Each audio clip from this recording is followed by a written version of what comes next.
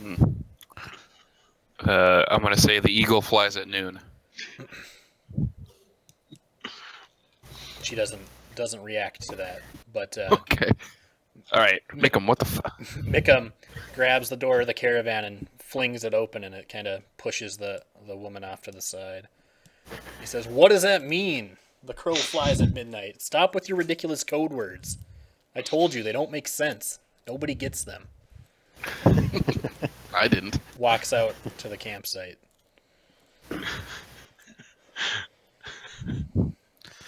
Karis is I gonna guess. stand in front Yeah, of the wall. I was gonna. I guess I'm gonna follow Mickham. She's kind of I'm gonna. grumbling under her breath. Well, what if you were an imposter? My lady.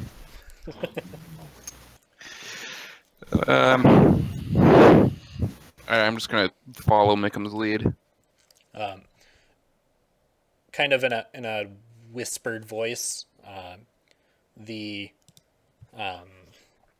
monk of Gond says, "Keep your voice down. Uh, we can't be 100% sure we're not being watched.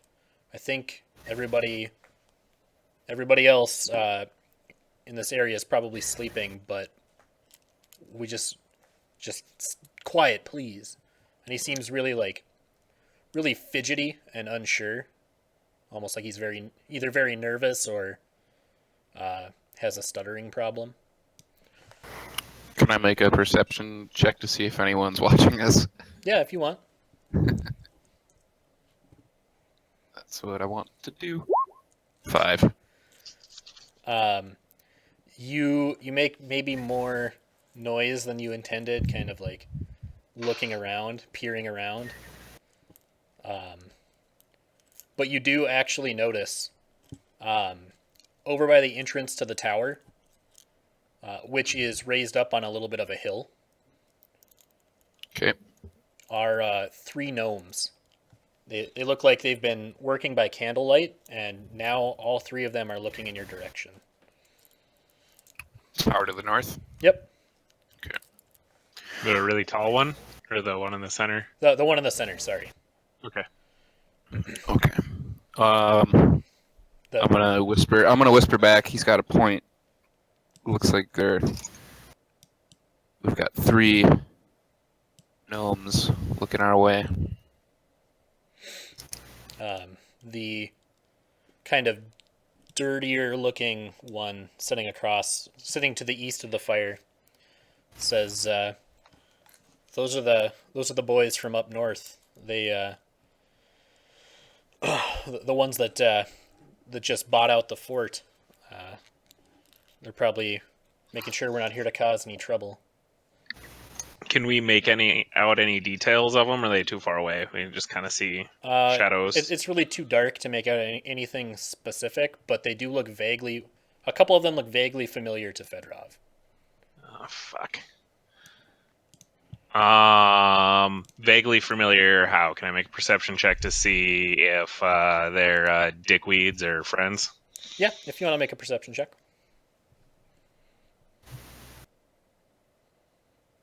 Oh man, how is? Okay, so I can never actually click on my perception. The Doesn't let The me. one in the skills list Oh, is that the one you're supposed to click on? above performance and beneath nature. Oh, really? Yep. Yeah. Yeah. Why is there 2 of them? The one of them is As long as you're passive. passive. 18. Ah. Nice. All right. Yeah, you recognize 2 of them as gnomes that you kind of grew up with, or you know from your childhood and your sort of secondary druidic training. All right. You These also guys. recognize one of them as, or remember one of them as kind of being a huge asshole to you. Perfect. All right. So, what is the like foliage around here like? Is there any like other Very animals or any? very sparse. There only seem to be a few trees, although to the east of you, it looks like some rocks have been piled up and some freshly cut lumbers have been stacked. Okay. All right. I am going to. These guys want us to be quiet, so I can't really shout at them. No. Well, All right. I I'm mean, gonna you kind of could. to who is it that made the perception check? Lamb, Yep. Vincent. I'm Vincent. gonna be Yep. like, oh, I know those guys. One Oh, of them's kind of a dick bag, but don't worry, they mean no harm.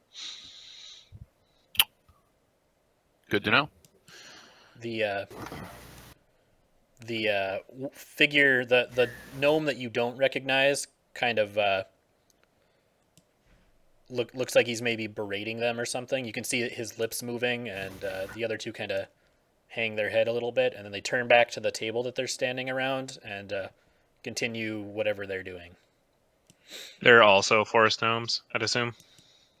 Two of them My are child. forest gnomes, the two that you recognize, and the other one looks like a rock gnome.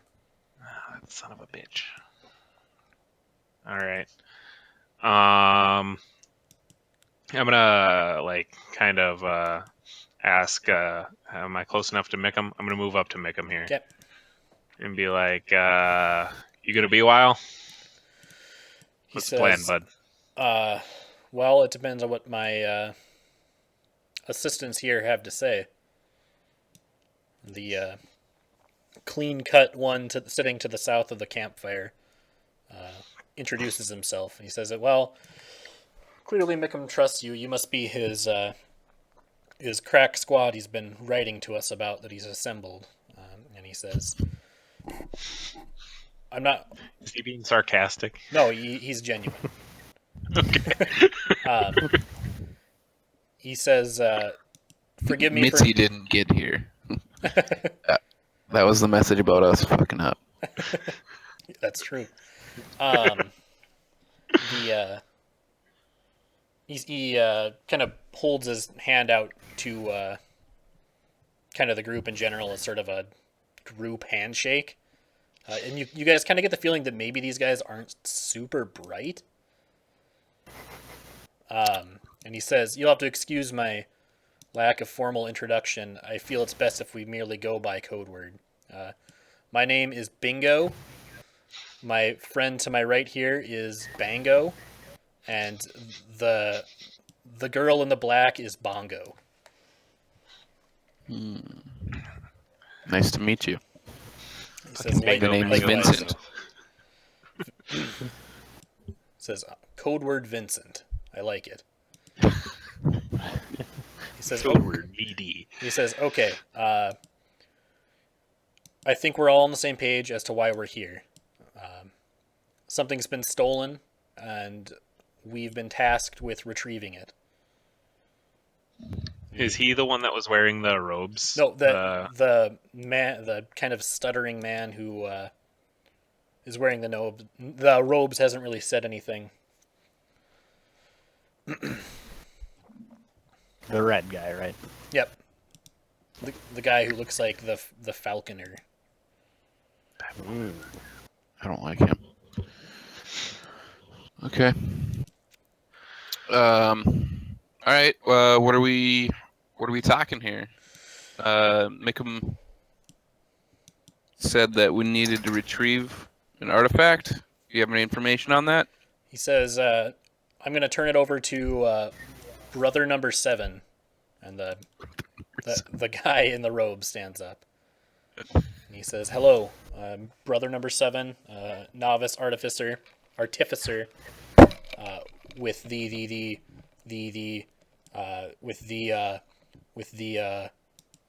Temple of God. Today, Junior. And he says,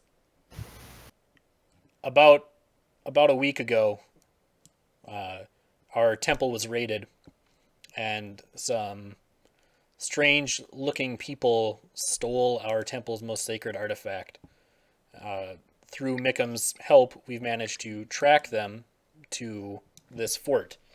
We believe that they hired the caravan company to protect it or keep it safe while they transport it to Lubeck. We need to steal it back, before it leaves the fort. Definitely before it gets to Lubeck, or we're gonna lose it. Once it hits the streets of Lubeck, it's gone. It'll be untraceable. Does this